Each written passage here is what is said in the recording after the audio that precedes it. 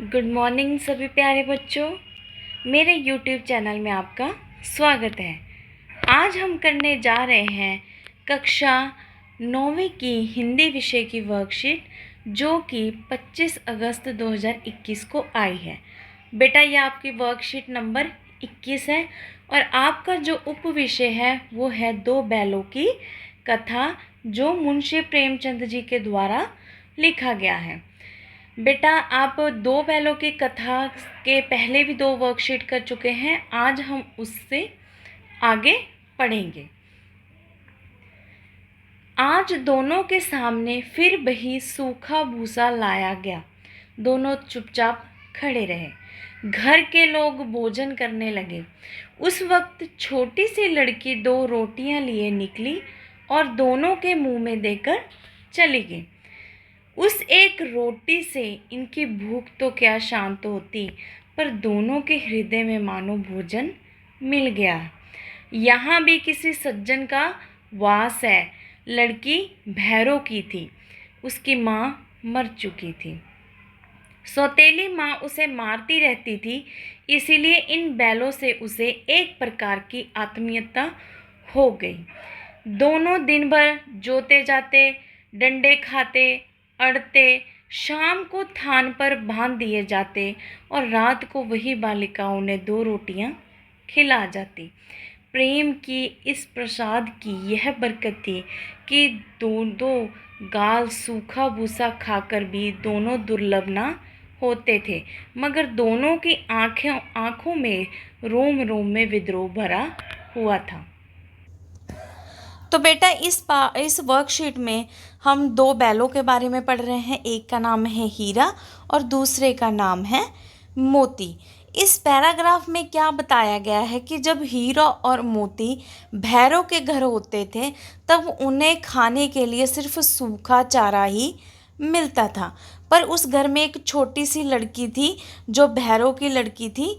उसकी सौतेली माँ हमेशा क्या करती रहती थी, उसे पीटती रहती थी। और बैलों को भी भैरव क्या करता रहता था, पीटता रहता था। वो सारा दिन काम करते, डंडे भी खाते, पिटते भी रहते। ठीक जिस तरह की हालत उस लड़की थी, उसी तरह की हालत उन दोनों बैलों की थी। इसी प्रकार उन दोनों में क्या हो गया था, एक आत्मीयता हो गई थी। उनमें क्या हो गया था, एक तरह का प्रेम सा हो गया था, क्योंकि दोनों के हालात क्या थे, एक जैसे थी। वो लड़की क्या किया करती थी, दोनों बैलों को हर रोज़ दो दो रोटी खिलाती थी। बेटा, अब बैलों को दो दो रोटी खिलाओगे तो उसकी भूख थोड़ी ना शांत हो जाएगी। परंतु जो बैल थे, उन्हें इस बात की शांति थी कि हाँ, इस घर में कोई है जो उसको क्या करता है, प्यार करता है। तो चलिए बेटा, अब इसके प्रश्न उत्तरों पर चर्चा कर लेते हैं। हमारा सबसे पहला जो प्रश्न दे रखा है बेटा, किसके सामने कैसा भूसा लाया गया। दोनों बैलों हीरा और मोती के सामने सूखा भूसा लाया गया। जब घर के लोग भोजन करने लगे, तब क्या घटना घटी। जब घर के लोग भोजन करने लगे, उस समय एक छोटी सी लड़की दो रोटियां हीरा एवं मोती के लिए लाई और उनके मुंह में देकर चली गई। वह लड़की कौन थी, किसकी लड़की थी बेटा वो, वह लड़की भैरों की थी। बालिका की दो रोटियां खाकर बैलों की क्या दशा हो रही थी। बालिका की दो रोटियां खाकर उनकी भूख तो शांत नहीं हुई, परंतु दोनों के हृदय को मानो भोजन मिल गया हो। दोनों की उस बालिका से एक प्रकार की आत्मीयता हो गई थी।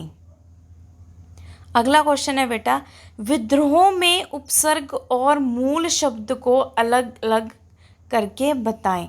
तो बेटा, यहाँ पे जो हमारा उपसर्ग है वो क्या है, वी, और जो हमारा मूल शब्द है वो क्या है, द्रोह, विद्रोह। इसको मिलके क्या बनेगा, विद्रोह।